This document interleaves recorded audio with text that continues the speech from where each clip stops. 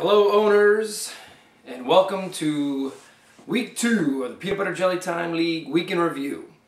Brought to you this week by Procrastination Plus, for those who just can't seem to get it done in 4 days.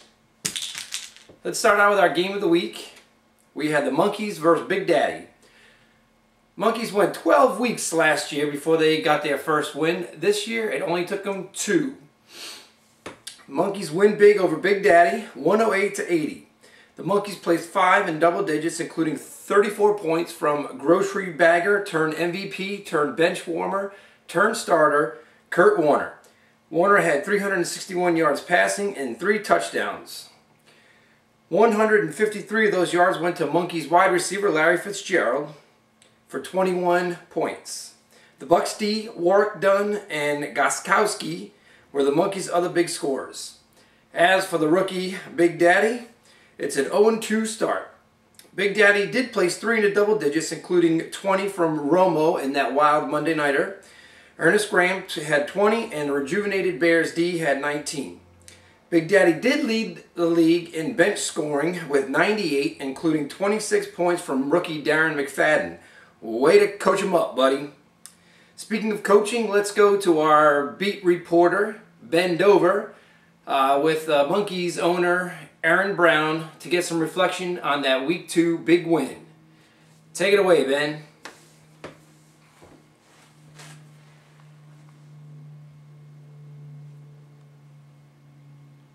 Oh, what's that? Oh, technical difficulties? Oh, we lost that interview? Oh, I'm sorry. Back to me, I guess. I will relay this message from Monkeys owner. First of all, he was very surprised he even won a game. And secondly, he's glad to see that another rookie is off to a terrific 0-2 start. Or at least that's what I can tell you on camera that won't get deleted by YouTube. So we'll see what Week 3 holds for those crazy Monkeys. High score of the week belongs to Mr. Bill's gang as he trounced Sheboygan Headbangers 138-83. Mr. Bill put 6 into double digits, including 30 from Santana Moss on over 190 all-purpose yards and a touchdown. Eli, making his big brother look bad, outscoring him for a second week, this time posting 28. Westbrook had 27, and an old as dirt Isaac Bruce had 21. Witten and the Vikes D rounded out his top scorers. The Headbangers had 4 in double digits, led by T.O. with 20, and a ton of points were scored on that Monday night game. And his kicker Ryan Longwell had 5 field goals, including a 53-yarder for 17 points. The Pats D had 12, and Marshawn Lynch had 11. But that 55-point win wasn't even the blowout of the week. Super Simon looked like Silly Simon as loose cannons pasted a 63-point defeat on him. Final score, Cannons 113, Simon 50. For the Packers, I mean the Cannons, I mean the Packers, I mean the Cannons, whatever that team's called. They were led by Aaron Brett Who Rodgers with 33 points on 328 passing yards, 3 touchdowns, and 25 rushing yards. And just so the crowd wouldn't forget about number 4, Rodgers threw in a turnover for him. Donald Driver had 11. Mason Crosby had 12. Seriously, did he draft anyone other than Packers? Oh, wait, here you go. Willie Parker had 12, and a big day for the Giants D with 24. Simon had 3 in double digits, cashing in on that Monday night point fest with 17 from Donovan McNabb and 13 from Akers. The Panthers D had 11 back on Sunday. And let's take a closer look at that receiving core for Simon. Ted Ginn Jr., Mary Kate and Ashley Lilly, and Bo Scabbies combined for 1 point. Nice receiving core there, Simon. Moving on, the defending champs broke into the win column this week with a 112-87 win over Master Killer. The Dogs saw 5 players reach double digits, led by Calvin Johnson's 26. Portis had another good game with 21 points on 2 touchdowns, but fell just short of the bonus with only 96 rushing yards. Titans D had 21, and I hear it's suicide going up against those guys. And the other Manning had 16. Holt chipped in 13 for the winners. Master Killer had only 3 in double digits, but when one of them leads the league in scoring for the week, it kind of helps. Jay Cutler turned 350 passing yards, 4 touchdowns, and a 2-point conversion into 40 points for Master Killer this week. The Steelers D had 18, and Plexico Burris had 14. The Pilot Lights are the only team to break the 100-point barrier for both the first 2 weeks. The Lights lit up the Cats with a 103-76 victory. Leading the way for the winners was Anquan Bolden with 140 receiving yards and all 3 of Warner's touchdowns for his big day. Marion Barber contributed 23 points to Monday's Point-a-Palooza. The Cards D had 12, as did Nate Kading, and finally Drew Brees had 10. After last week's leading 126 points, the Cats could only dig up 76 points out of his kitty litter.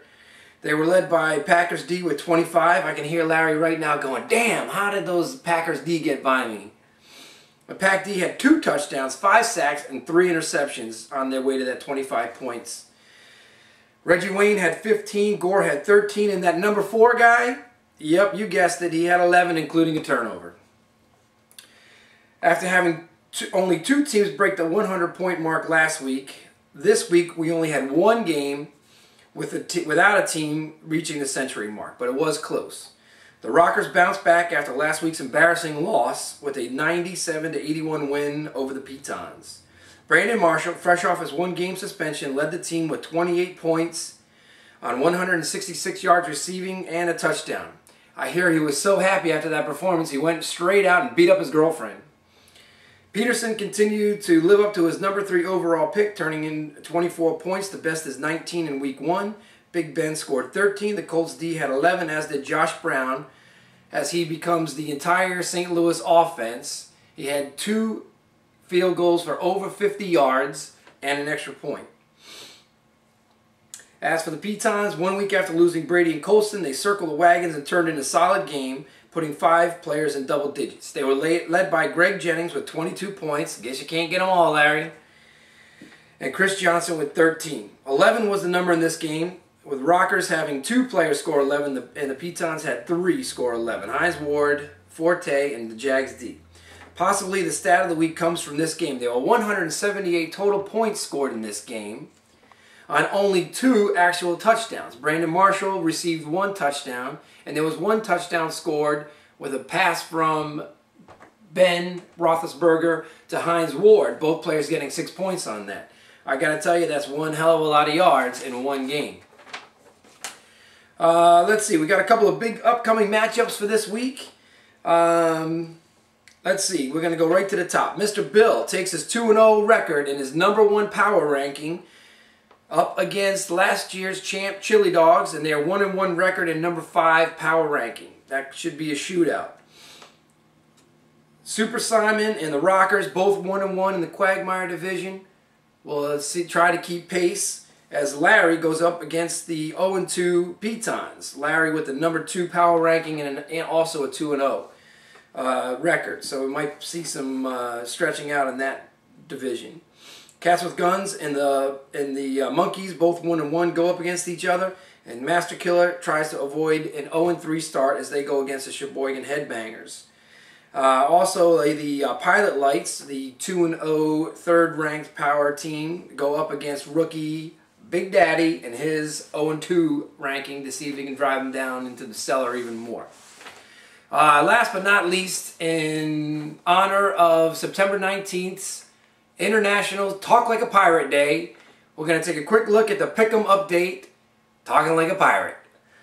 Arr, avast ye scurvy dogs. The Chili Dogs have jumped out to an early lead, arr, as they have 7 correct picks over the first 2 weeks. We have 5, arr, tied with 6. And that Big Daddy, he actually picked the games this week, and he got 3 right as we haul him around the keel. There are 8 in the Pick'em pool, so get your picks in early. Arr. All right, guys, that's all from Peanut Butter Jelly Time headquarters. We will see you next week, hopefully before Friday. Later.